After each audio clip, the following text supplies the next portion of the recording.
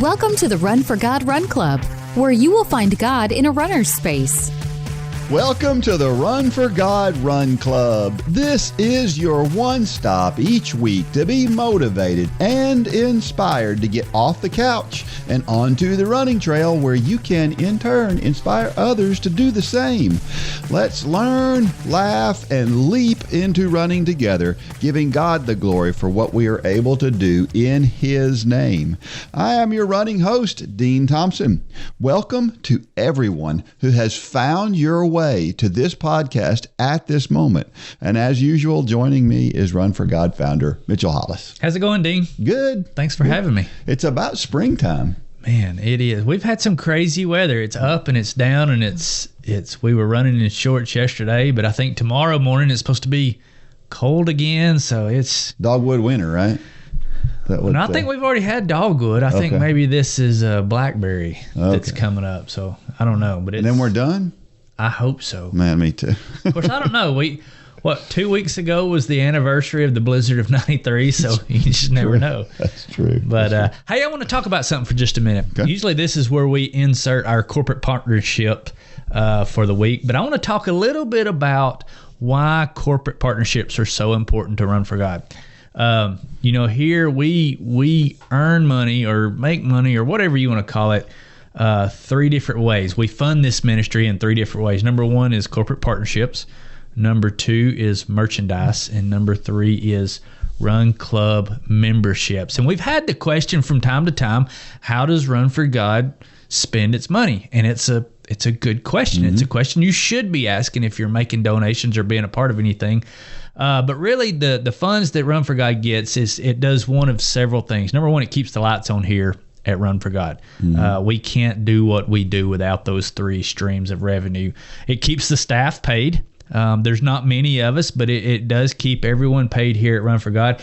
It funds all the content that we bring each week. I saw somebody on Facebook, I think I mentioned this to you on a run yesterday, that somebody was talking about they can't believe how much content there is here at Run for God. And, we're in it week in and week out, and we really don't sit back and think about it, but there is. I mean, there's hundreds and hundreds of hours of content that these streams of revenue have allowed us to produce through the years. Mm-hmm. It brings you all the weekly podcast that we're doing right now, all the class content, the live sessions that we do, and it also funds our gospel campaigns. And this is where I want to park for just a second, because pre-pandemic, we used to do quite a bit of this. Now, we've obviously during the pandemic, we had to pull back a little bit because we honestly didn't know what was going to happen with this ministry. We had some pretty blunt conversations. Mm-hmm. I remember in May, June of 2020, like, what does this mean? I mean, pretty much everything in Run for God dried up, understandably. But we're kind of starting to get back now. We're kind of starting to get back to a point where we can start doing some gospel campaigns again. Before the pandemic, I mean, we were in Runner's World magazine. Mm-hmm. We were doing big promotions through social media, and that's what we want to get back to. And that's really where the corporate partnerships come into play. That really helps to drive those gospel campaigns. Dean, but many people listening may not know that we've had hundreds and hundreds of salvations as a result of not only this podcast, the 12-week challenges that we have, but also through the gospel campaigns. We see a lot of people just with the simple things that we do, and we keep it really simple. We're driving people to the runforgod.com/peace with God page, and we've seen hundreds of decisions as a result of that we know of. So if you're out there, again, I say this every week, and you have a business that would like to support what we do here at Run for God, but in turn also allow us to support what you do with your business. We don't just accept anybody that comes along. They need to line up with the way we think and our mission here at Run for God. And our mission here, honestly, is just waking up every morning trying to figure out how we can point people to Christ through the sport of running. It really is that simple. But if that's you and you have a business and you would like to support us, allow us to support you, send an email to customerservice@runforgod.com and we will get you all the information. But I wanted to take a minute this morning and just kind of explain that, because we get those questions every once in a while, and they're good questions and they need to be addressed. So I thought I'd do that. And if you got more questions, shoot us an email at that same email address. Yeah, for sure. And it always is important whenever any organization I want to support. I want to know, just how efficient they are with the dollars that you give them. And I will say, both the guys sitting at this table right now are bivocational. Yeah. This is not our full-time job. We both do other things on the side that help us, support our families. That's something we don't mind doing. We enjoy doing it. Sure. But yeah, if you got questions or want to get involved, shoot us an email and we'll get you all the information. Amen. How about a Facebook post from last week? We've got this one from Patrick Rainey. It says, "Hello all. Giving God all the praise and glory for finishing week 10, day 1 tonight. I left work at 6:45 p.m., did the 1.5 mile loop walking, came home, put package inside, went to restroom, changed shirts, got some water, felt that quiet voice from within. Forgetting something? I got convicted tonight. I didn't want to run. Felt that nudge from God. Like the parent grabbing you by the ear to do something, or God prompting you to go to the altar and pray for that stranger when other people are closer. Yeah, that type of conviction. How dare I give God my second best effort when he always gives me his best?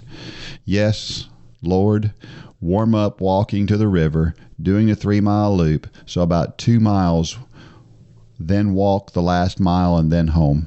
I got this. Well, no. God showed up and overflowed my cup again. I jogged the whole 3-mile loop and all the way home too. I walked up and down my street in cool-off mode. Ran into a couple of friends and shared a bit of my journey. They didn't recognize me due to my weight loss. Anyway, God is using this as a ministry tool for me to maybe encourage others to seek him in this same time of uncertainty. Over 6 miles today, 13,000 steps. That is how 104 miles of jogging or walking this month of March so far to date. That is now, It ended up with 6 minutes of total exercise, then workout called for tonight. Learning that lesson again, to trust and obey, for there is no other way to be happy in Jesus but to trust and obey. Actually felt energetic and happy during the workout. Last song of workout, of course, it was Awesome God. How appropriate. Thank everyone for their friendship, fellowship, and support. Let me know if I can be of an encouragement in your journey too. Be blessed beyond measure always, my friends." So I just want to know if anybody, when you were reading that, you were reading the trust and obey lyrics, if anybody was singing that in their head, because I was. I know I was. Yeah. I was hoping you would start singing. Yeah, it was hard. Well, you don't want to hear that. Everybody else. Nobody wants to hear that. Yeah, for sure. That's a great post, Patrick. Yeah, I love those times when, for whatever reason, we tend to sometimes try to slip our second best by. Yeah. And I do love it when God kind of smacks me on the back of the head, and because we've talked about this before, it hurts on one hand, but on the other hand, it lets me know that I'm close enough to where he can reach out and not smack me, nudge me, to give my best. And those are pretty special times. Yeah, and I think about this. This was a very encouraging post for anybody out there who was struggling. I'm sure read this and were immediately encouraged by it. And we often talk about social media and how bad social media is because we're comparing ourselves to others. And we have to be careful about doing that. But it works the other way too. Sure. And so, a matter of fact, just yesterday, this isn't social media, but it's a way that other people encourage you, maybe even not even as intentionally as they mean it. So yesterday, when you got there, I had just finished a workout on the track. Sure. Yesterday. And so that workout was a little bit longer than I'd done. It was a little bit of a stretch for me to do what I was doing. It was crazy windy, which made it that much. I mean, mentally it was tough because it was so windy. You go down one side of the track and the wind's at your back. You come up the other side and you feel like I feel like I'm swimming, trying to get through water. And, but anyway, I had told the high school guys were there, and I had told them what I was doing. And of course, I always try to be an encouragement to the high school kids. Well, one of them, you know who it was. Mm-hmm. He hung around to watch me get through with that workout. Everybody else left the track, and he stayed there he was at every lap I came around. You got this, Dean. Good job, He was also timing you. I was watching. Yeah. He had his watch going. I knew he was. and that held me accountable. Sure. And it's good to be held accountable. We talk all the time about posting something to keep yourself accountable. That's exactly what I did, because the truth is, and I told you this as we were walking and running afterwards, that I might have stopped that workout a little early. I was struggling to get that workout in, and I might have stopped a little early. But that would be a terrible thing to do in front of this high school student who I coach, and I won't let him stop early. And so it made me complete my workout. And guess what? I didn't die. You didn't die. And you didn't finish it and go, I wish I wouldn't have done that. That's exactly right. You finished it and you felt good about it. Just like he did here. Exactly. Yep. That's thing. Exactly right. Good job, Patrick. Yeah. And good job, Patton, for helping me get through. Shout out to Patton. Yes. Yeah. Big track meet tonight. Are you going? I hope so. Yeah. Well, I won't be able to go to Lafayette. I can't get home by 9:00. Yeah. Oh, yeah. So. Yeah. Trivia question from last week. This was an interesting one. Who was the youngest person to run a marathon? Did you have any idea who this was? I didn't. I knew the youngest person to run one on all 7 continents, but not this one. I've never heard this name. Yeah, Budhia Singh apparently ran his first marathon when he was 4 years. Now, the information on him is very sketchy. You're not really sure. He's in India, and so grew up in a really poor family, and so I'm sure there wasn't access to a lot in there. His father died when he was very young. And so his mother was very poor. In India, they have this caste system, which makes, being poor hard to get out of, and that kind of thing. And so she actually sold her son to a traveling salesman. And this traveling salesman apparently used him to help him with his traveling salesman job and really abused him. The mother heard about that, and so she reached out to a friend of hers who was a coach, a judo coach, and said, can you get him back? Can you buy him back and get him on, back where I can see him and back where he can thrive a little bit, because I know he wouldn't treat him like that. Anyway, he does this. So this judo coach, he starts living with him. Well, one day the kid, Budhia, did something that he shouldn't have done. And so he decided to punish him. And he punishes this kid by making him run. Well, we've all seen that punishment before. And so he did that. Well, he got him out there running and then forgot about him. And he came back hours later. And when he came back, he was still running hours later. And he thought, man, this kid has got some endurance in him. And so he started training him to run marathons. That's how the whole thing started. At 4 years old. And apparently there's several I read something that said he ran 50 marathons by the time he was 4. I find that hard to believe. Yeah. But at some point in time, by the time he was 4, he was absolutely definitely running a marathon. And we think about a marathon today and how tough it is, and think about a 4-year-old. And some people think we're tough on young athletes. I'm telling you. And we don't got nothing on this judo coach. Yeah. And of course, as is always the case, there's always these allegations of exploitation and things like that. And was that there? We don't know. Yeah. But he was the youngest. And there's a documentary called Marathon Boy that came out in 2011. And then there's a biographical film that came out in 2016 about him as well. So there's some ways to get out there. And of course, I'm sure, I don't know how truthful they are, how accurate they are, but it is interesting. Turns out, after all of this, and after all these miles that this kid has run, he's not very fast.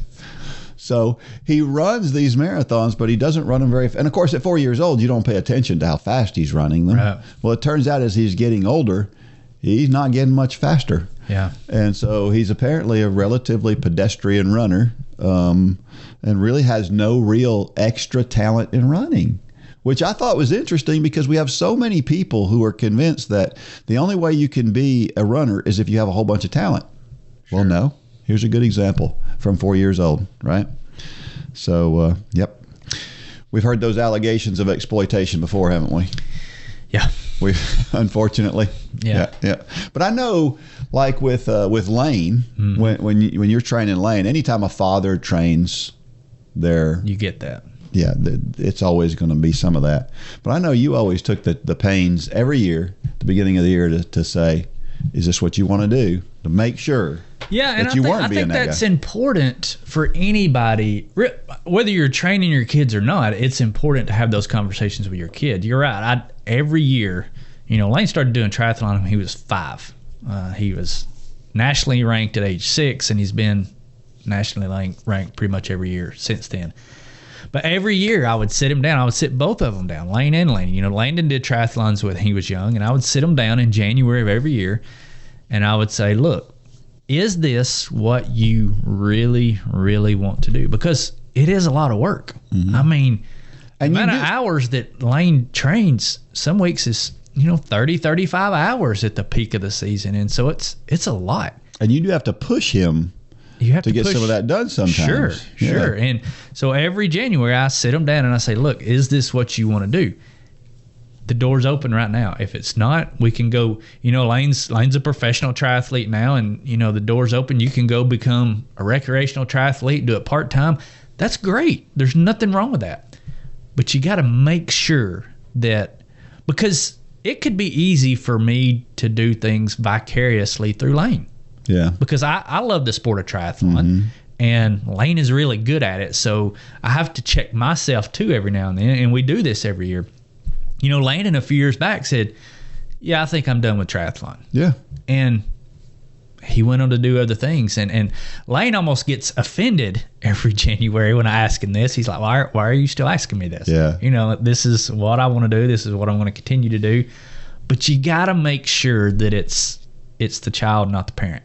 Yeah. And you and I have both seen it where it was the parent. Yeah. And that's it. Maybe it wasn't intentional, but the communication wasn't there. Like I try to have every year and say, is this what you want to do? Because if Lane ever said, no, I don't want to do this anymore, man, it would stink. It would hurt. Yeah.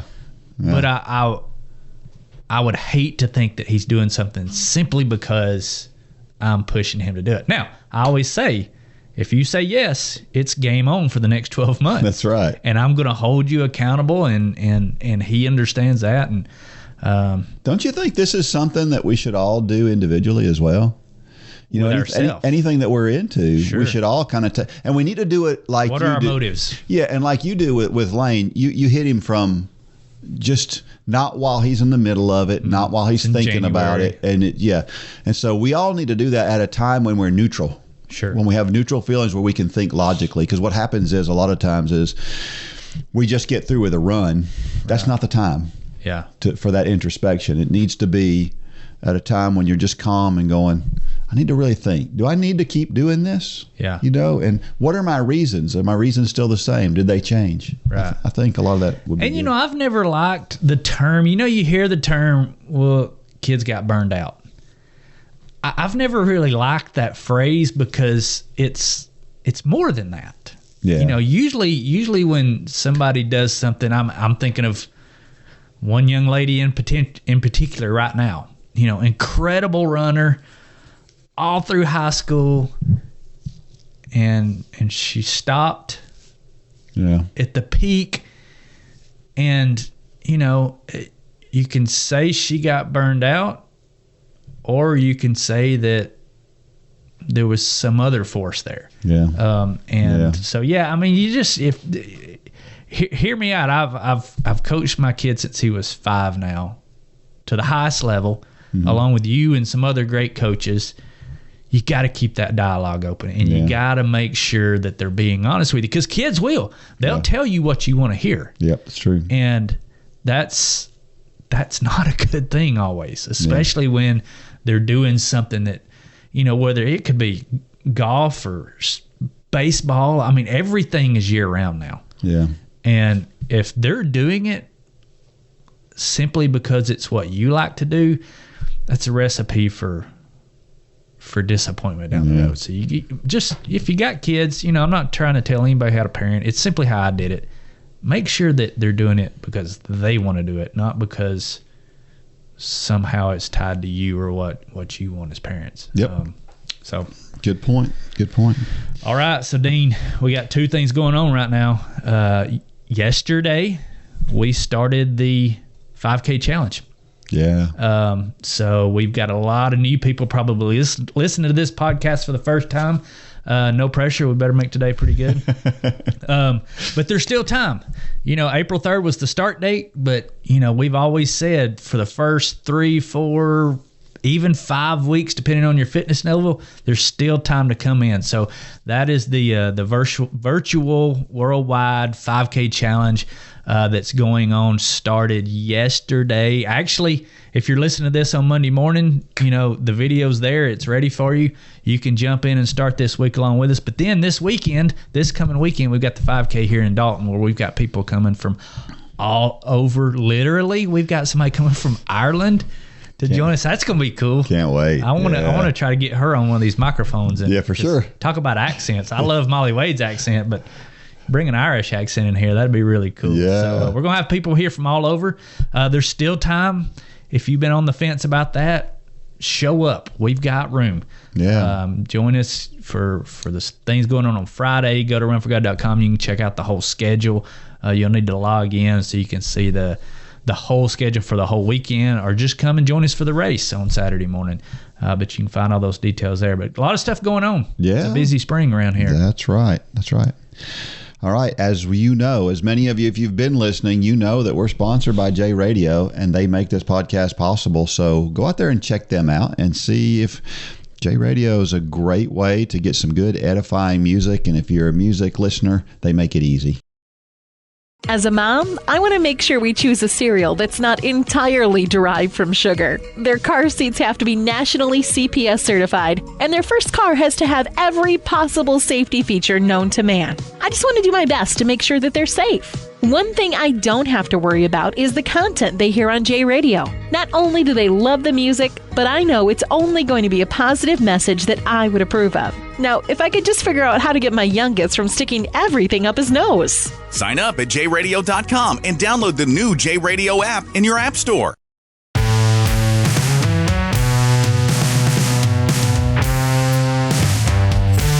All right, we're back. And if you don't know, we have every Thursday, we have a live session every Thursday, and we talk about some kind of running related topic or Bible topic, or we do something. It seems to be pretty engaging. There's a lot of folks that love Thursday nights.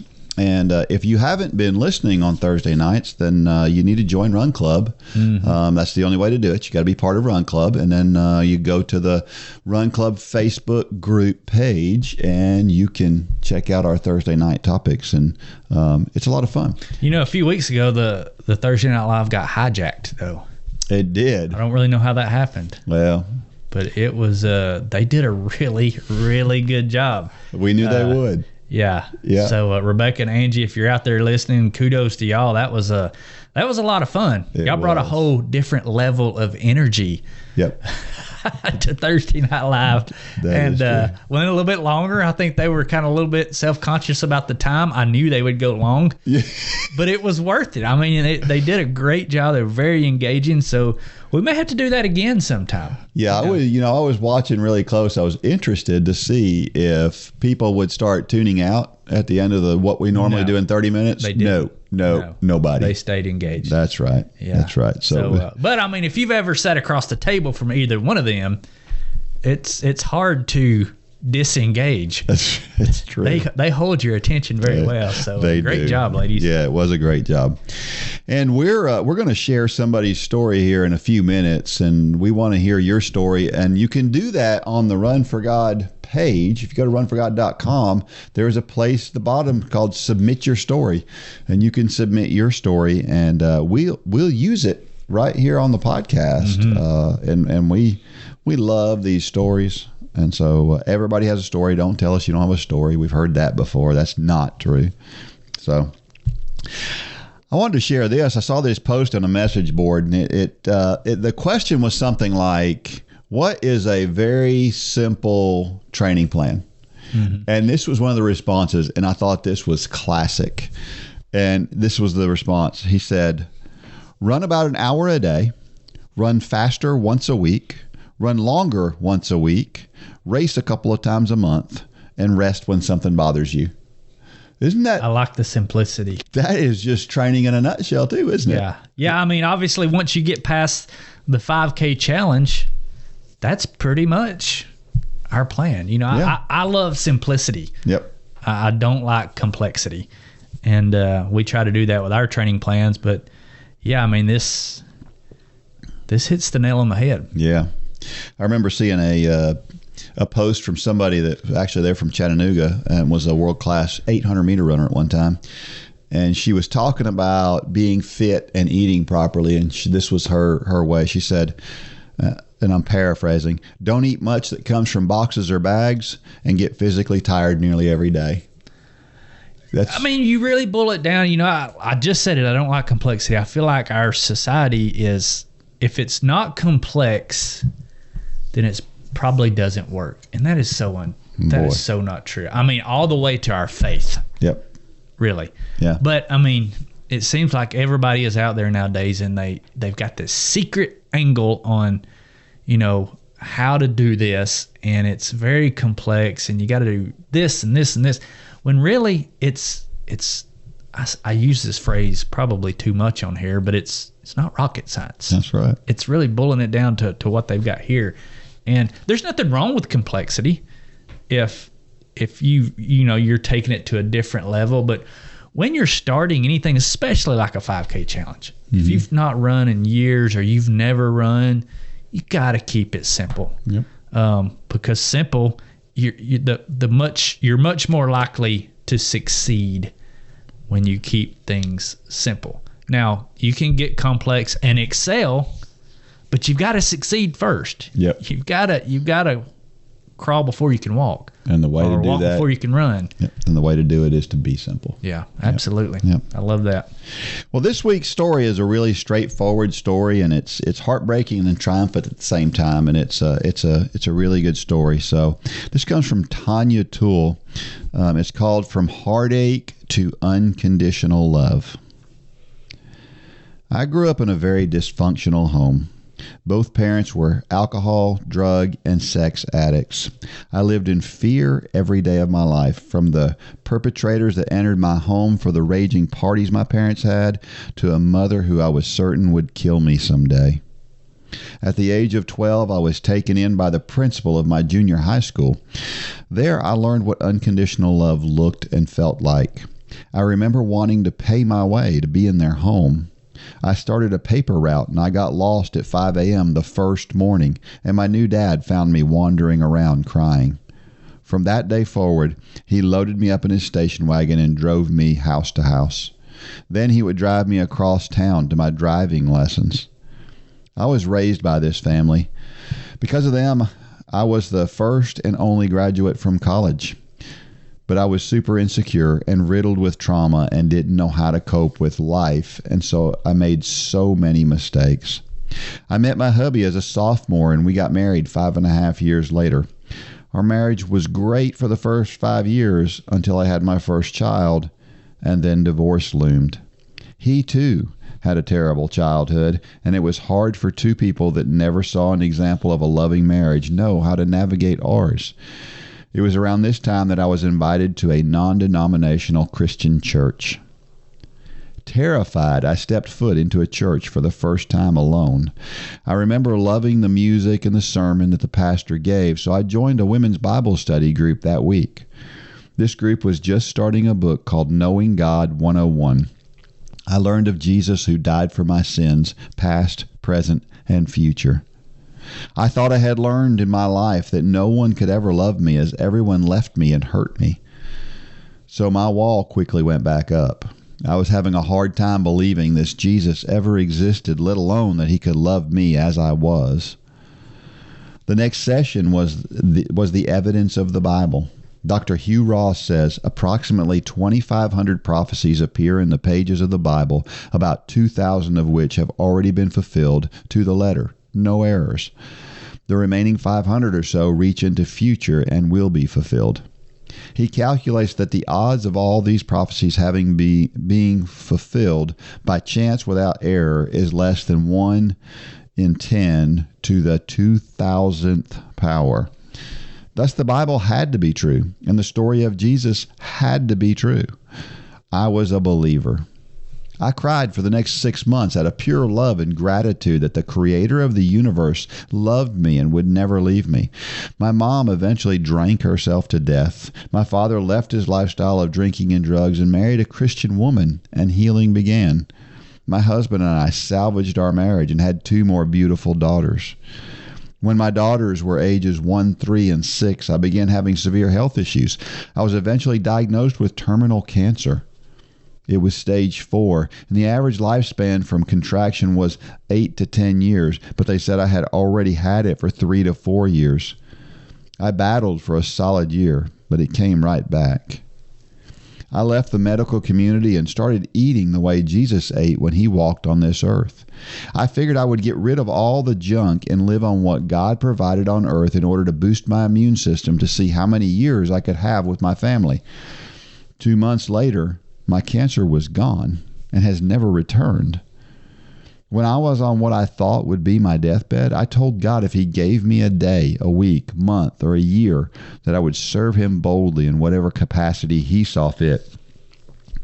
Soon after, I received an email from a pastor at our church that asked if we would use our home as a safe house for people leaving polygamy.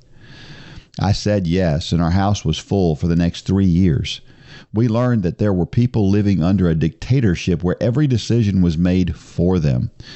Neither men nor women owned anything. Child labor and sexual exploitation was the norm, and if they got kicked out or chose to leave, they knew they were condemned to hell.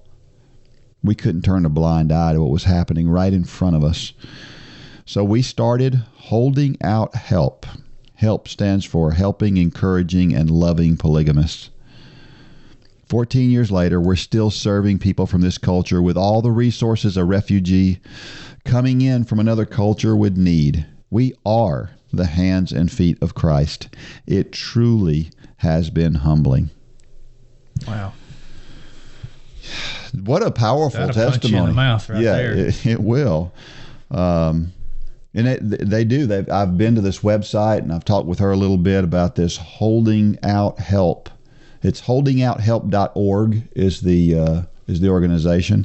Certainly, if anybody has a want or need to go out there and to support that ministry, I would suggest that would be great. I'm sure we have other people that have gone through similar things in their lives. Yeah, that she has. Tanya, that's thank you for being open, number one. But just last night, I talk about the youth group on here that I help with, because we cut this on Thursday mornings and I'm with them on Wednesday nights. But just last night we're going through a series with the youth, and it's called Questioning Christianity, and we're kind of going through all the arguments. And just last night we were talking about the argument of God can't be good and all powerful. If God is so good, he wouldn't let bad things happen to good people. And this is another one of those examples that God doesn't do things to good people. He allows bad things to happen to good people. And this is a look at Tanya today. and look at all the bad things in her past. Where would Tanya be if maybe the cancer diagnosis didn't come in, or that a lot of the things happened to her later on? What if those things didn't happen? Where would she be?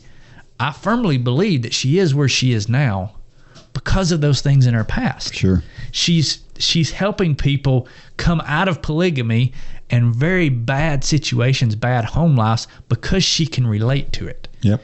And one of the examples that Thomas used last night, and we've talked about it on here, I always compare our relationship with God with a father and son or parent and child relationship. And he gave a great example last night. He said, think back to when you took your children for their immunization shots. And I was laughing because Lane was sitting beside Holly, because this was Lane to a T. But you go in, they're very unsuspecting. They're a little suspicious of their surroundings. And then all of a sudden this doctor comes in with a needle and jabs the kid in his leg. And the kid's not mad at the doctor. The kid's mad at the parents. Yeah. And the child is like, why are you doing this to me? And it's funny because that's almost the exact words that Lane used back then of, why are you doing this to me? But that is a bad thing. That's a thing that hurts. Yeah. We know it's hurting our child, but we know it's for the good. And I can't help but think that God was in heaven through all these circumstances with Tanya, knowing the end game. Yeah. Knowing that there was somebody tied up in polygamy that was going to need a way out years down the road, and he was setting the stage for Tanya to be there. Preparing her. Exactly. She could not do what she's doing now had she not had the past that she had. So, I mean, it's all about perspective. And it is hard when somebody makes that comment, an unbeliever makes that comment, but we've got to somehow get them to have a different perspective. And sometimes it is using somebody like Tanya's story or using the example of a parent and child. But that is one of the biggest arguments that unbelievers make is this kind of argument. Well, if God was all good, he wouldn't allow this to happen to Tanya. I say if God wasn't all good, he would have kept Tanya from all this stuff. Yeah. But God is omnipotent. He knows everything. Yeah. And he knows today just as well as he knows 5 years from now. Mm-hmm. And he's got the whole picture in mind. So I didn't mean to keep going on there, but it's funny, we talked about this just last night, and Tanya's story just falls right into... Yeah, and as powerful as this story is, this is such a good illustration. We've talked on here a number of times about James 1, where James talks about count it as joy when you fall into various trials. This is why. Mm-hmm. This is why it's important for us to count it as joy when we go through those tough things, because those tough things inevitably are preparing us for something else down the road, just like it did for Tanya here. Sure. Jeremiah 29:11 says, "For I know the plans I have for you, declares the Lord, plans to prosper you and not harm you, plans to give you a hope and a future." She follows by saying, "I realize this is not a personal context for me, but I do believe that in all I went through, God was holding me. He put that family that raised me in my life. He saved my marriage. He has allowed me to raise my children and keep me healthy." She's dead on. Man, yeah. It's so hard to see that God has a plan when you're in the middle of these horrific things that she goes through. It's really hard for a kid who is being abused by a parent to understand how that could possibly at all be. And obviously, if you're the one that's in the middle of it, it's even harder to see. It's hard for us to see it from the outside and understand it, but if there was a way to look into the future, she could have seen at those moments that those things were leading to something. And we just have to believe. We have to have full faith and trust in God that when we do go through those tough times, that there is something down the road like this situation with Tanya, that if we're faithful to him, that ultimate path that he has for us will be satisfied. And that's where Jeremiah 29:11 comes in. Well, and that's why we have to look around. The Christian community is riddled with stories just like this. Yeah. God's word says he uses all things for the good of those who love him. I mean, and Jeremiah says right here, for I know the plans for you, declares the Lord, plans to prosper you and to not harm you. There's promises. The Bible is littered with promises all through that doesn't say I will protect you from harm, but that he will use all these situations to make us better in our walk with him. And that's why we have to look around. If you live your life in a bubble, that's why it's so important, I feel, to be in church. Yeah. Because you rub shoulders with people just like this every Sunday. You hear these stories like Tanya's. You get to know these people, and you see what it's done in their life. You can look back on your own life and see the dark places that you've been in. Lord knows I've been in plenty of them. Yeah. And all of those things give me confidence going forward. It gives me more and more confidence each time the darkness starts to come in, that I can say, nope, God's got this. Yeah. I know I'm going to go through a valley here, just like in our training we talk about. Mm-hmm. We get amped up for those hard workouts. You showed up at the track yesterday like, this is going to hurt. Yep. This tempo run is going to hurt like crazy. I saw you bend over at the finish line. Yeah. It hurt. Yeah. But you know that it makes you better. Mm-hmm. And we've got to figure out, and we never will on this side of glory, on how to master that process. Yeah. But we can get better day by day. Yeah. And it's just being faithful to it. Sure. I think about so many things that we do in obedience to Christ have a payoff that we don't even know about. I was talking with somebody recently that I had actually met down at the Big Beach Marathon. And in talking with him, there was a sentence that I uttered that I don't remember even saying, but he's telling me that had a huge impact on his life. You just don't know how God is going to use the things that you do. And that this whole plan, if we're following Jeremiah 29:11, we're believing in that God has a plan for us, and we're following the prompting that God gives us, there's no telling what happens. Mordecai Ham had no idea when he got up to preach that day that he was about to do something that was going to literally change the world. Sure. When Billy Graham came to the foot of the cross that day. Yeah. I mean, but what he was doing was he was just doing his Jeremiah 29:11. He was obedient to Christ and what Christ had him to do that day, and it changed the world.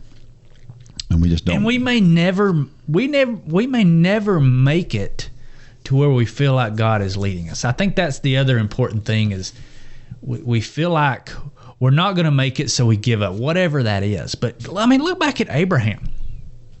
Abraham never made it to the promised land.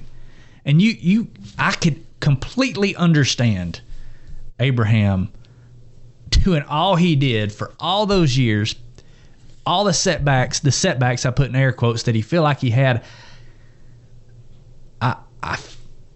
Giving up, that had to be going through his head. Oh, yeah. And on his deathbed, you got to wonder, did he think he failed? Did he think, it just didn't do enough?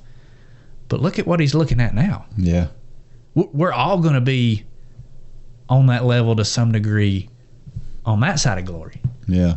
But on this side of glory, we just got to keep doing what we feel like God's calling us to do and leave the results to him. That's we right. will see the results in heaven.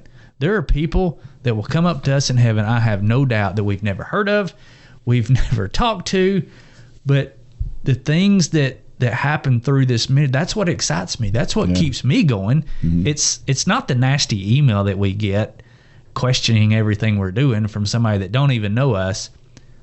It's the ones we're not getting. Those are the ones that excite me, because there's people out there, and it's not just you and I. It's everybody who's doing anything in the name of Christ is making an eternal difference, of which they don't even know the expanse of it. Amen. Isaiah 41:10 says, "So do not fear, for I am with you. Do not be dismayed, for I am your God. I will strengthen you and help you. I will uphold you with my righteous right hand." She says, "I have lived in fear my whole life, and to this day I still have that monkey on my back. But it is also the very way Jesus keeps me at his feet. I couldn't and wouldn't want to do this life in ministry without him." I can't imagine going through what she went through. I mean, it's clearly made her really strong, but it's always amazed me to look at somebody who's led a life like Tanya has, because I look at my own life and I realize how fortunate I am to have not gone through a lot of these things that a lot of people talk about. I'm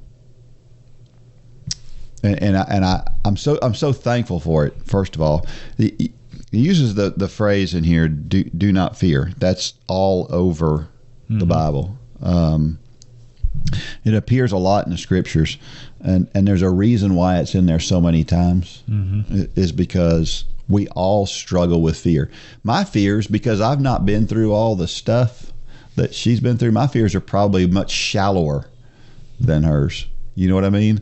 The tougher life that you've lived, the tougher the circumstances that you've come through, it probably takes a lot more to be fearful. At the same time that you also see little things that trigger past fears. I just think that whole idea of fear, it shapes us so much, doesn't it? Yeah, I mean, I think fear is what paralyzes us from doing anything that God calls us to do. I mean, God is typically calling us to do stuff outside our comfort zone. It's the only way we grow. It's the only way you grow as a runner, is to get outside your comfort zone, to do that tempo run you got to force it. You've got to force yourself outside. You could have feared the pain that you knew was going to be at that end of that tempo run, and it could have paralyzed you not to do anything. It almost did. Well, but Patton was there. God knew that Patton was going to be there. That's right. So, I mean, it's kind of easy to kind of be a little bit tongue-in-cheek about this stuff, but it all just goes together.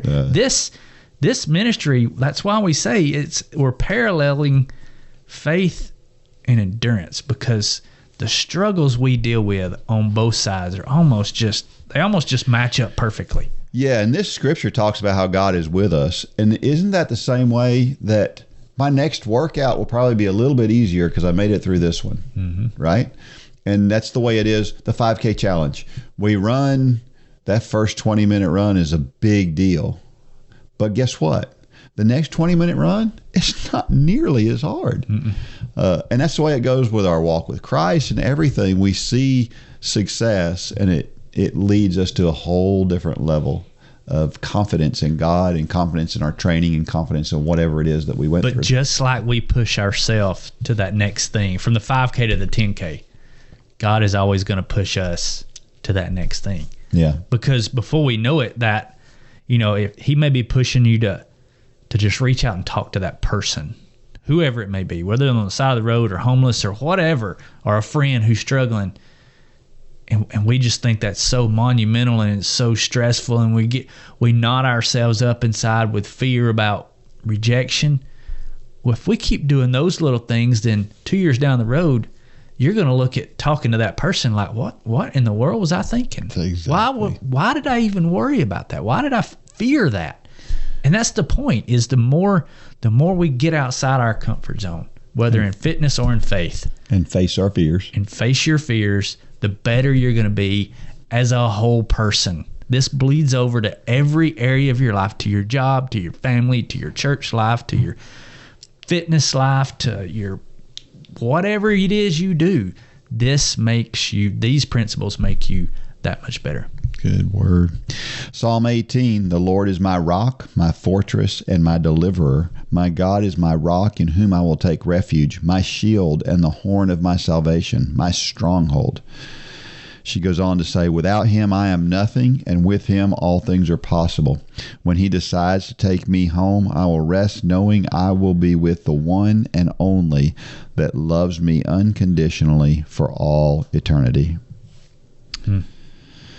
I guess that's where we want to all get to, is that full reliance on God, right? For everything. We want to rely on God for our spiritual life, obviously. That one's just a no-brainer, but we also want to rely on God for everything else and be thankful. You know, the idea, when I got through with that run yesterday, I was thankful. Now, but the fact that Patton was there made me hurt more, but I was thankful that he was there. Mm-hmm. And you just like you just said, I feel like that was a little God wink of just, I'm gonna do this little thing here. And before the workout, you're like, appreciate it, God. I could have took it a little bit easier here, but no. Yeah. You put Patton here. Yeah. But afterwards, you were like, thanks, God. That's exactly right. Yep. Yeah. Sometimes we don't like the situations he puts in front of us. But on the backside, I can't think of, honestly, looking back on my life, okay, maybe there's some things that I wished never have happened. But I'm thankful for the lessons that God showed me in each and every one of them. Yeah. I was going to say there's not anything in my life that I wish never would have happened, because there are. I mean, that's just human nature. I wish I would have never gotten that stress fracture 4 or 5 years ago. But I'm thankful for all the things that he showed me because of it. Yeah. And that's just a level of, not saying I'm mature, because I complain a lot to God, but that's showing maturity when we can get to the point of, okay, this thing is in front of me. Yeah. But how am I going to let it shape me? Yeah, you really can't underestimate. She talks about God's unconditional love. You can't overstate how important God's unconditional love is. It doesn't matter how far we get away from it. It doesn't matter what we do. He's always trying to teach us a lesson. Now, some of those are painful and hard, and they're more chastisement than anything else, but they're all good things. Mm-hmm. And I think we miss just how hard God is working in the background to make sure that we become stronger, better, closer to Him, if all we'll do is listen to those things that He's putting in front of us, and if we'll take them for their value rather than questioning everything that He does.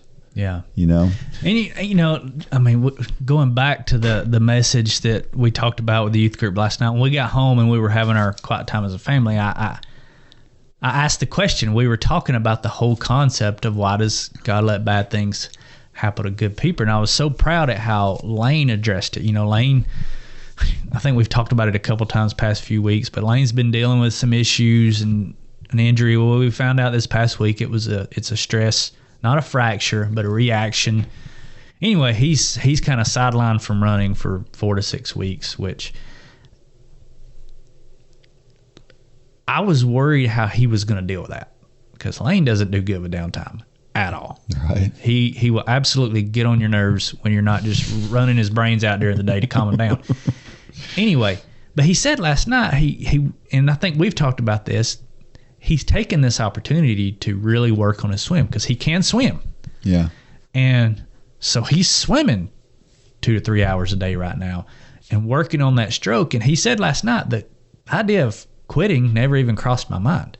And Lane is not, he says like he can't catch a break lately the past couple of years, between COVID and some coaching snafus and now this. But we need to look at things the same way. God's throwing us a curveball. Well, what can I do with that curveball? Yeah.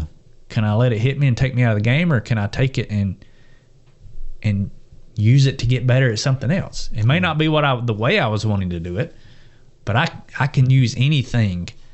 We can use anything that God throws at us to advance our ministry, to get closer to Him, to be stronger in our walk.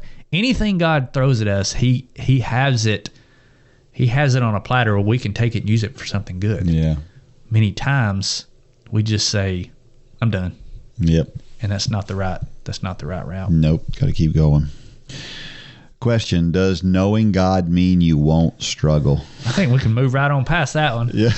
Yeah. Not what it means. No, and unfortunately, really, the closer you are to God, the more Satan wants to hammer on you. The hotter the fire. I mean, it's really just, it's the opposite, really. Mm-hmm. And you say that, and it sounds a little discouraging almost to say it. But then at the same time, you realize, well, then God's closer, and it's all worth it. Well, I mean, but let's put it back in a running context. I mean, how many runners, and I know even novice runners out there think this, but you know nowadays you can watch like the pros workouts. Everything is pretty accessible, and you see what they can do. And you're watching a workout, say that some elite runner is doing, and you're thinking to yourself, man, I wish I could do that. Well, think about what you're saying. That person is in agony doing that workout. Yeah. But they're doing it to make them better. And here we are saying, I wish I could do that. What we're asking for is, I wish I could be in that fire because I know I'm going to get better. Well, God gives us those opportunities. Yeah. And the closer we are to him, the hotter the fire is many times. Just like, you know, the better a runner is, the more they're trying to reach for that next big goal, the more it hurts sometimes. Yeah. They've learned how to, you know, we've heard runners say, I think Ron Hall used to say it, I'm not a professional runner, I'm a professional pain manager. Yeah. And that's really what it is when we start getting really close to God, because the heat turns up a lot more, and we've got to learn to manage that. Yeah. And here's another problem that we have that I think about. What's the Christian, Tim Hawkins, Christian comedian? You know, he tells this story about how he's talking about his teenage daughter and how they use, and his wife, and how they use this phrase, that's the worst. Have you heard that before? And he's talking about that's the worst. And he said, you know, they pulled up, and they were at the mall, and she's supposed to meet her friends, and her friends weren't there yet, and she's like, that's the worst, you know, because it's so dreadful that she's gonna have to wait a few minutes for her friends to show up. And Tim Hawkins goes back to the Chilean miners that were captured underground. And he talks about how this is bad, my friend, this is bad, but there's something worse. You know what he says? It's not getting the parking spot at the mall. Yeah. You remember one time when it's just a funny, if you had, I know Google exactly. Lane and Landon know it, every single word. Yeah. That skit. Yeah. Google that one, because that's hilarious. But it's the way we look at things. It's everything is the worst. Yeah. You know, everything is the toughest. We've got people that look at that first 60 seconds of running and think that's the worst thing they've ever done. And here on the opposite end of that spectrum is Tanya's story and the things that she went through. And I think we have to be careful to realize that a lot of the things that we think are terrible, horrible struggles are not really terrible, horrible struggles. There's only one person that did the worst. That's right. I mean, really sit and think about everything that Jesus went through the last 5 days of his life. That's the worst. Yeah. That's exactly right. Beaten, mocked, his because of what father we did, forsaking him. Yeah. I mean that's emotional, physical, spiritual. He had the worst, so that we can all look at him and say, we've got it good. Yeah. We'll never get to that level. Yeah, that's right. And he did it voluntarily. Yep. And because we put him there. Sure. Yeah. So that he could save us. Yes. Wow. Another question: does knowing God mean you will always have peace? You know that's a hard question, isn't it? Because does knowing God mean you always have peace? Yeah. Yes. It's there. Do we choose to have peace is the question. Yeah. Does knowing God mean you always have peace? Yes, he's the Prince of Peace. We have him. Right. But we don't always choose to accept it. it's hard to feel that peace sometimes, right? We talked about a few minutes ago, when you watch a child struggle with something, it's hard to find peace at that moment. My son and his wife they've got this foster daughter, and she is a handful, and they're working with her and trying to help with those behaviors and the things that cause so much trouble. But that's hard to be peaceful when the school is calling saying you're going to have to come pick her up because she's destroying the principal's office. That's a hard thing to be peaceful about. So I look at it like this: in a micro sense, being peaceful is different than it is in a macro sense. So in a macro sense, yes, we have peace, and we always have that to fall back on. And we need to fall back on it. We always need to take a step back to that 20,000 foot view so that we can see that, yes, this is hard, but we still have peace, right? That's a good word. Yeah. Last question: does God answer all prayers? Another trick question. Yes. Yeah. Maybe not the way we want him to answer them. Yeah. But yes, no, or wait. Yep. Is always the three answers. That's it. And we just don't want to hear. We don't want to hear wait. So I'm like you. Yes or no, I can handle. Wait, I can't. Yeah, I mean, because you and I are both doers. Yep. It's like, God, tell me yes or no, and then I can do something about it. Yep. But that wait, for mine and your personalities, yep, that's the worst. Not really. You need to go Google Tim Hawkins Chilean miners, and you'll know what we're talking about there. Yeah, we're not making fun of anybody. We're that's exactly it's hilarious, but there's a point to it. There's a great lesson in what he's saying. Yeah, for sure. So, but yes, God does always answer prayers. He is not in the business of ignoring us. Sure. At Run for God, we care about more than just your exercise. We care about your relationship with God, and we believe that the music you listen to while you run can help to build your relationship with God. That's why we partner with J Radio. J Radio offers a variety of positive and Christian playlists to listen to while you run. You can find a playlist that is put together by our Run Club members just like you in the Run for God station on J Radio.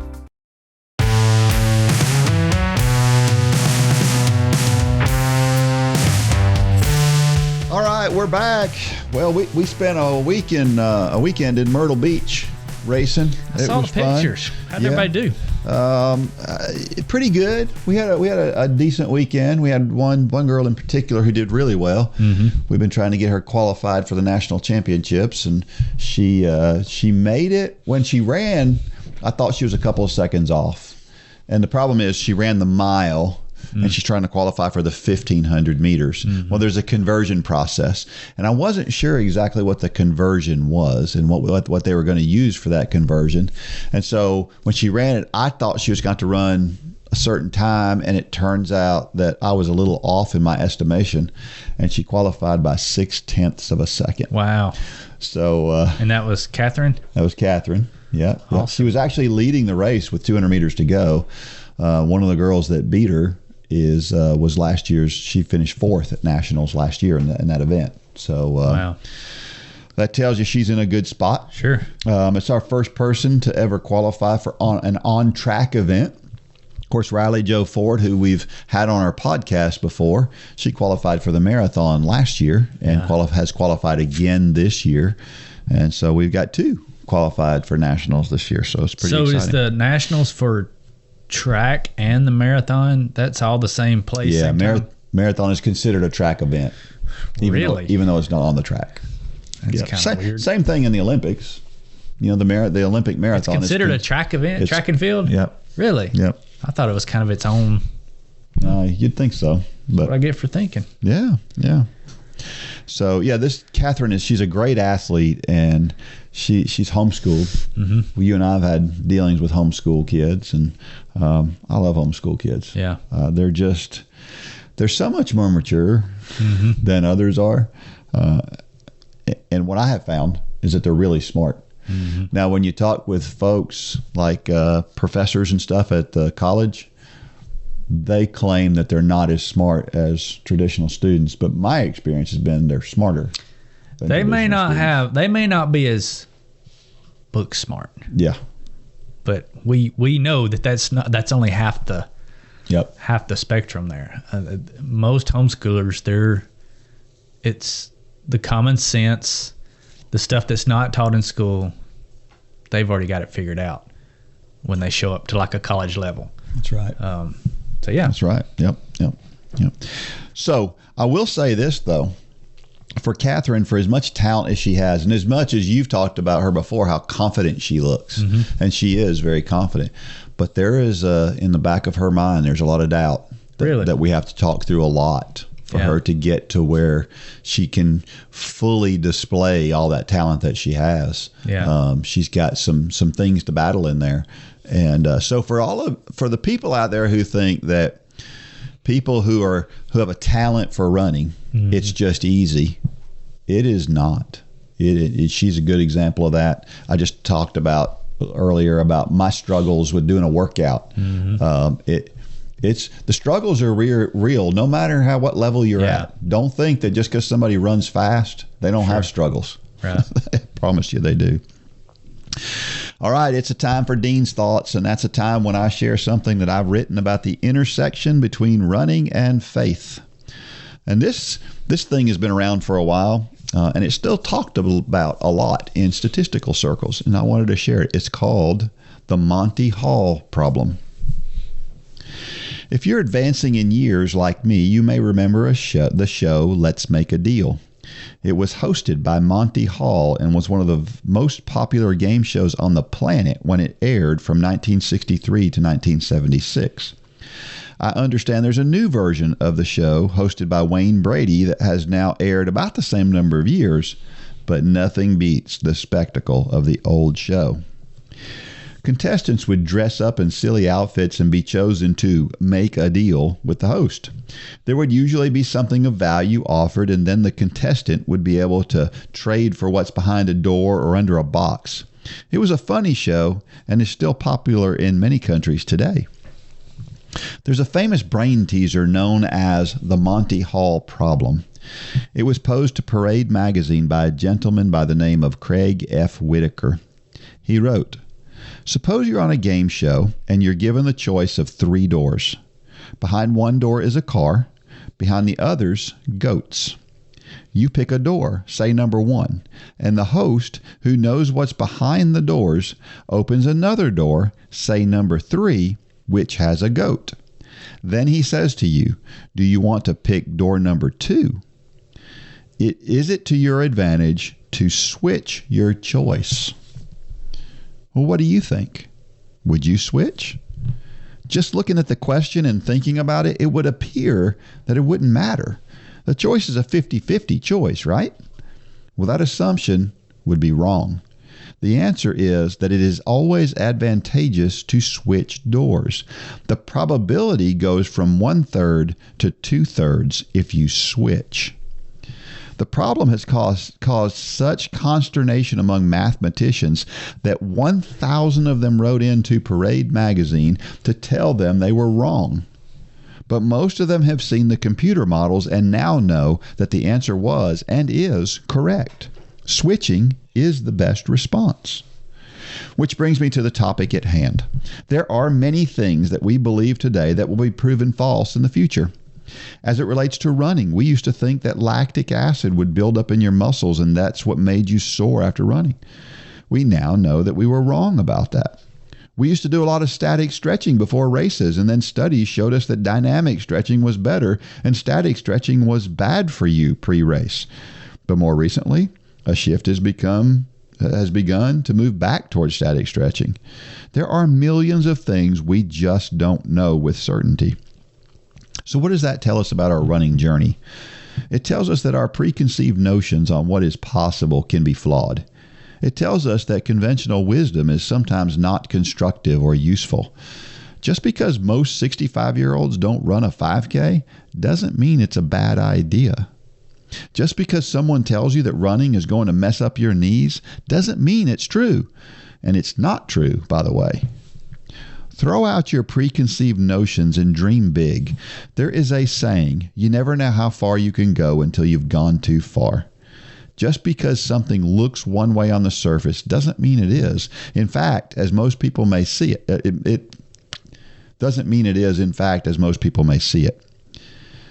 Be willing to push your boundaries, and you may find that you can go much farther than you ever thought possible. John chapter 11 tells the story of Lazarus. He had died, and by all accounts, Jesus was too late to save him.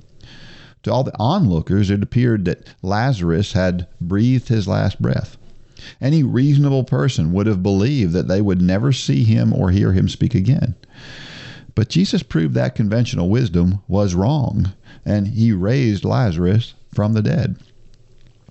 On the surface, the Monty Hall problem is obvious. To researchers, it was obvious that lactic acid was the reason for our soreness. And to the people in Jesus' time, Lazarus was dead and gone forever.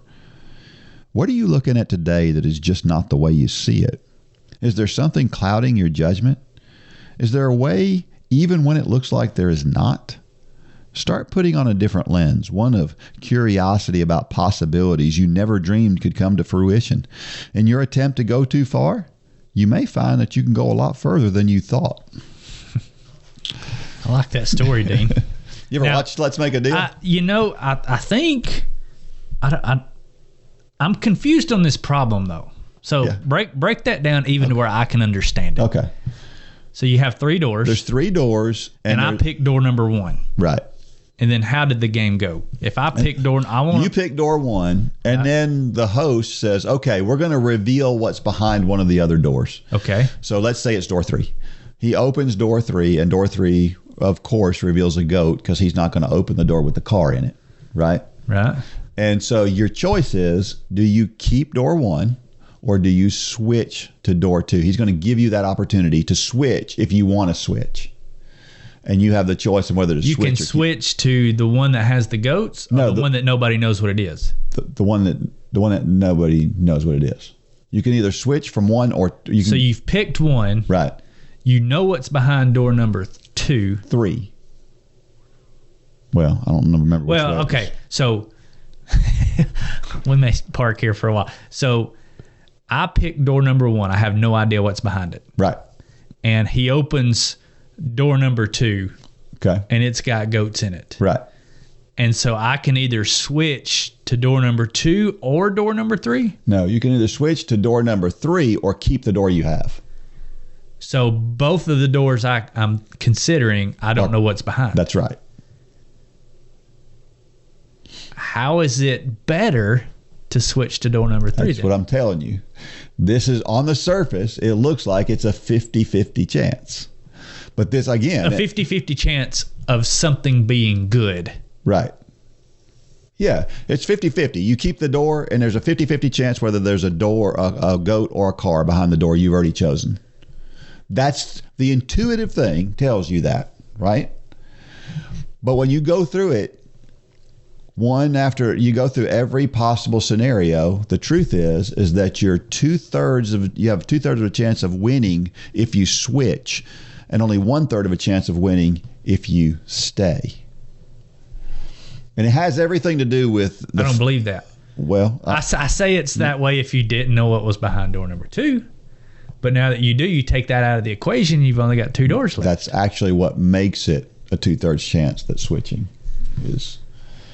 I know, again, I bring this up for this very reason, because the first time I looked at it, I thought, there's no way. I argued with the guy that shared this with me years ago.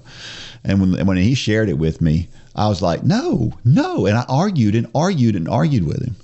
But go to Wikipedia and look it up. You can go to the Wikipedia page and go to the Monty Hall problem. So after reading Wikipedia, you believe the 2/3 chance? No, because I've seen the simulations. I've seen where they write it all out, every possible scenario. Here's all of the scenarios, and you can see that 2/3 of the time you win if you switch. I know it sounds, again, it's my point. It's a different argument for a different. We'll battle this at lunch. Yeah, all right. I don't see it. Period. Right. I don't see it. All right.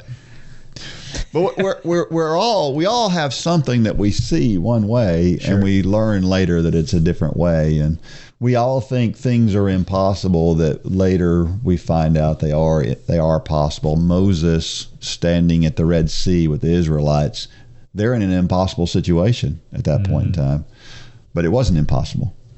And so from a spiritual standpoint, of course, we have God that can always intervene, as he did with Lazarus. But in so many ways with running, again, I brought up the 65-year-old lady who starts the 5K challenge. That's not conventional. People would say that's silly. And I mean, I've heard people say it. Well, a 65-year-old has no business trying to start to run, but we've seen it over and over and over again. Yeah. And so I guess the question is what are we looking at that we think is conventional wisdom, or is the wisdom, or is obvious that's not so obvious? Yeah, and I mean, we've talked about it on here before. Actually, we talked about it just a little while ago with the sermon we're going through with the youth. That, questioning things will always bring you to a better understanding. The cool thing about Christianity is when you begin to question it, you begin to believe even more. Yeah. Because questioning and digging in and doing your homework and really trying to tear something apart will always bring you to the truth. Yep. Well, I mean, we were talking about Lee Strobel last night. He went in to disprove, he was an atheist, went in to disprove Christianity from a lawyer's background. And he came out a believer in Christ in the process. And that's the cool thing about our God, the God, is that the more you try to disprove it, the more proof you find that it's true. Yeah. So. Yeah, and we've got. I say this because I think we need to try stuff too. That's another reason that I think this is important. Is that as I get older, I try stuff that maybe I tried when I was younger. It didn't work when I was young. But now that I'm older, my body's different, and I try different stuff. I was watching the show Mr. Mayor. I don't know if you ever watched it. I have. And they were going through this one scenario after another, and she's like, "We've already done that. We've already done that. We've already done that. We've already tried that. We've already tried that." But the truth is that sometimes it's worth trying stuff over again. If at first you don't succeed, try again. Yeah. And I just say that because we get these preconceived notions, especially in this day and time, and we don't want to get into a political discussion, but we view everything through a lens. We view things through a Christianity lens, right? We have a lot of lenses. That's right. And so I think it's important that we do view things through a biblical lens. Sure. And I'm a firm believer that I want to use that lens for everything that I look at. But we have these other lenses too. We have a political lens. We have we've got, some people use a worry lens an awful lot, and it's, a pessimist lens, an optimist lens, financial lens. There's so many out there. And what I think that we've learned in looking at stuff more recently is that the experts aren't really experts. They may be experts, but our experts have been wrong so much over the past few years that we've got to be careful about what we believe and what we just go, okay, this is the way it is, because it's been so often been wrong recently. So, and I think that's why I've mentioned on here before that I like to take a topic that is obvious to Christians and go into the Bible looking at it as if it wasn't true. Sure. With the idea of, like Lee Strobel, not to disprove it, but to go, I want to look at this completely, what do you call it? Nonpartisan. I don't know what you call it. Just, but in a way that I get the true feeling like I'm not a believer. And I look at this, what would I think? Well, we should do that. I mean, we should do that with every part of the Bible, because we don't need to rely on what people have told us. We need to rely on what God is telling us. Yeah. An example of that is Malcolm Gladwell's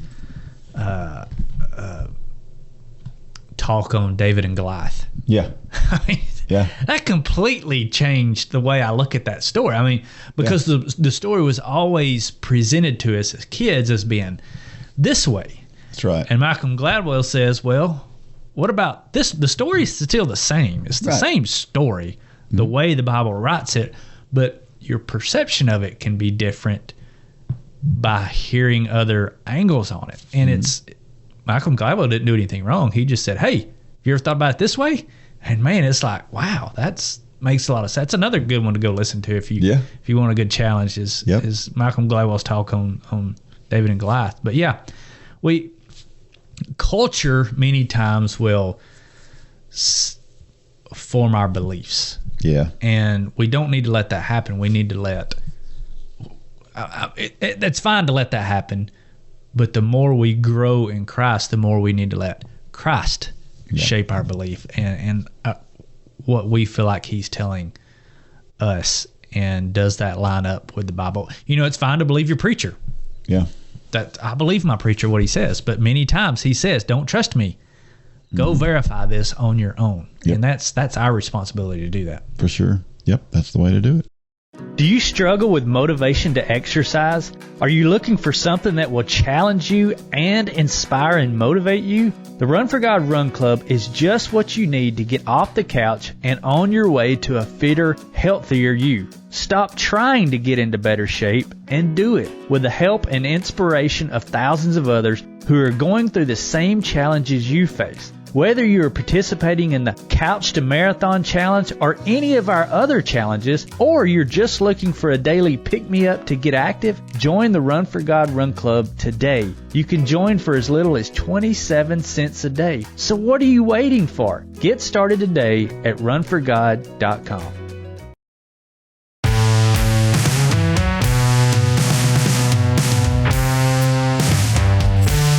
All right, we're back, and of course, we just had those indoor world championships for track, which I know. More track talk. We've been talking about this for 4 weeks now. And you just love it.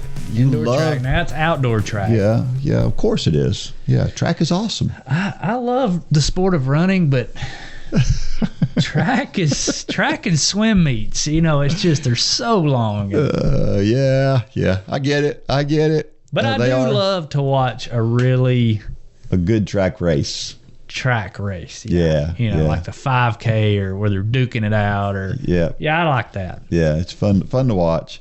Had some pretty notable performances, and the number one that I was thinking about was Ajay Wilson, who has been near the top of the 800 meter world for women for years. 2013, I think, is when she broke into being a world-class 800 meter runner. And she has a ton of silver medals and bronze medals. She's never won. She's always been just behind those leaders. And so it was good. She finally, after all of those years of getting all those silvers and bronzes, she's always been consistent too. She's always been near the front, just not at the front. And so this year she was able to win a world championship. And so I just thought that was a pretty special thing, because she's always handled herself really classy. She's a good lady. And there's some people you just want to root for. Yeah. And Ajay Wilson is one of those people. Yeah, I'm not taking anything away from somebody that just shoots to the top right away, but to see that person that's been at it for years. Yeah. And years, and to have the mental fortitude and the desire and the drive to keep doing it. I mean, because that's got to be tough. Sure. To be second, third, just every time. Yeah. But then to finally break through, that's that's got to be because how old is she? She's in her 30s. 30s. Yeah. So she's getting up there for an 800 meter runner. Yeah. Long time coming. For sure. So really cool to see. Of course, I think Mo and Keely Hodgkinson weren't there. They're the young up and comers. And they weren't there for different reasons, but it was just cool. It was cool to see such a good lady win something like that. Another race that happened was Jakob Ingebrigtsen. You know that name. Fastest. He won the Olympics, 1,500 meters, and he got beat in the, I think it's the mile indoors. But then he got through with his event, and he went and tested positive for COVID. So it turns out he was sick, and that he still finished second, even with that. So yeah. And then one of my favorite stories, Ellie Perrier St. Pierre. Ellie's been She's been rising over the last couple of years, and she was second in the 3,000. Now, I mean, the Ethiopians were there, and so there were a lot of times where we're way behind the Kenyans, but she's worked her way up to the point where she's now kind of equal to or close to those folks who are the best in the world. And so it's really cool to see the women distance running really coming to the forefront here recently. So I'm excited about that. And then I saw where the USA men didn't even get into the final of the 4x4, which is really unusual. I'm pretty sure the USA holds the world record for the 4x4. We were always dominant in the 4x4. It was never really close. And now it's now we're just kind of... I may be delusional, but didn't we have the same conversation back during the Olympics? Did something happen with the 4x400 team in the Olympics? It did, and the 4x1. Okay. We're having a hard time with relays. Okay, I remember having this similar conversation back during the Olympics. Yeah, on the men's side, we have a hard time with relays for some reason. Something about passing that baton from one person to another is a problem. Harder than it looks, ain't it? Of course, in this case, we didn't have our best 400-meter runners there. We had some 800-meter runners running, and so that made a difference. So a lot of times, a lot of the best athletes don't show up for indoor meets. We mentioned that, I think, last week. So a lot of the best Americans weren't there. So that's the way it goes. Another interesting one was Armando Duplantis. Isn't that a fun name to say? Armando Duplantis. He set another world record. He's a pole vaulter. And every time he sets the world record, he does it by like a half inch so that he can set another world record next time. It's pretty smart when you think about it. 20 feet, 3 3/4 inches, which is 6.19 meters. That's a long way. It's so impressive to watch those guys that can really do it that high to see. Yeah. Because, I'm used to watching a high school meet, but then you go watch these guys, and it's amazing how they literally just catapult themselves. Yeah. Now, one question I've got is the pole height a standard height? No, poles are all different lengths. So you can use whatever length you want. That's right. Yeah. Interesting. That's just the pole vault is one of the most complicated events because for that reason. I mean, you not only do you have the pole length, but poles are different weights too. So poles are meant for a particular weight. And so like a 135-pound pole means that you can't use that pole if you're over 135 pounds. Now you can use it if you're 115 pounds. So you're deciding what's the purpose, because it could break. I mean, there's that small of a margin. That's right. With the material. It's not safe for somebody that's over that weight. And so poles are interesting, but then the whole event itself, the getting up to speed and having your feet be in the right place at the right time, the planning that pole into that little box that's a scary thing. I mean, I've sat there and watched, and I've said it many times. I don't know that I could run full speed and trust that I'm going to hit that little box, because if you don't, I mean, you could impale yourself. There's all kinds of things that can go wrong on that approach. Yep. And then it's the whole once you hit that box, there's a lot of things that have to happen in order for you to get inverted and do that whole thing the way. It's really fascinating to learn and understand the pole vault. Have you ever seen that event? I don't know what it is. It was in a foreign country. I actually saw the video just a few days ago again. It's where there's a pole in the water. It's in water and it's leaning this way, and you take off from this side, and then there's the landing areas over here, and guys run and they jump on the pole, and while the pole is going toward the other side, they're climbing the pole to see how high they can get before getting shot off the pole on this other side. It's basically what are we just calling that? Pole vaulting? Yeah. And lone jumping. But you're going over water, so you're running, you're jumping onto a pole, you're climbing the pole and getting as high as you can before the pole hits over here, and you're thrown off the other way. It's pretty interesting. You need to look it up. That sounds interesting. I'll pull it up here. Yeah, that's interesting. Yeah, there are a lot of cool events in track and field, I'll admit, but it still takes a long time. In Armando, in his event, 6.19 meters. Second place was 5.31 meters. Wow. It was literally almost 3 feet less for second place. I mean, this is the best in the world. Well, I was going to say, I always thought 17 was world class, and I was surprised to see that 20 feet. Yep. That's so he's the only person that's really, he's in a league of his own. There's a couple of guys that are fairly close to him. Okay. Now, they weren't in this meet, but okay. Yeah. So, which leads us to, let's have a trivia question for this week, and let's do it with pole vaulting. So, here's the question. There was another pole vaulter who was dominant in the 80s. He was the first person to vault over 20 feet. And who was he? This guy was even more dominant than Duplantis is. I mean, it was when there was a pole, if there was a pole vault event, he won everything. I mean, if he was there, he was going to win. And his name is kind of fun to say. So, who was this guy in the 80s who dominated the pole vault? And what was his name? So, his name's even more fun to say than Armando Duplantis. So, interesting. If you know the answer to that, send it to dean@runforgod.com. Be the first one to send it, and we will in turn send you a Run for God Run Club tumbler, so you can drink your coffee nice and hot. Okay. So let's talk about why running is so awesome. We talk every week about why running is so awesome. And this is it. It can be competitive for everyone. So, it should always be competitive. It should be. Because you're competing against yourself. Which is what's cool about running, because other sports, it's hard to do that, right? Sure.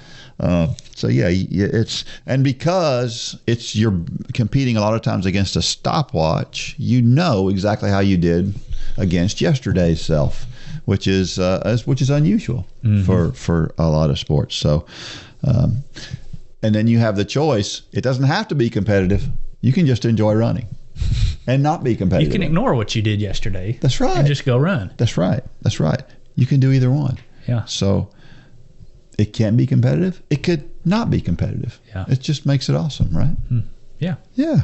All right. There's nothing wrong with either way. That's exactly right. All right. Well, this brings us to the end. Until next week. Another week down. What is this? 106? 106 episodes. Yeah. Wow. So thanks to everybody for tuning in. Yeah. And listening to us and allowing us to come into your car or your earbuds or wherever it is you listen to us. We have a lot of fun. We hope you do too. We do. Make sure you rate us. Let us know how we're doing. Yeah, because that helps somehow. Yeah, I don't really know how. But I don't understand all those algorithms and stuff. But I'm not even sure I know what the word algorithm means. So now, if you're brand new, maybe you just joined. Maybe you saw the guidepost blast that went out advertising the 5K challenge. Maybe you joined us yesterday for the first class of the 5K challenge, or you're watching it today. Welcome. We're glad you're here. We are. And now may God bless every step of every run and walk. Go out there and shine your light. Good job, Dean. For more information about the Run for God ministry, go to runforgod.com. If you have questions about your salvation, click on the Peace with God tab. There's nothing more important. Thanks for joining us today.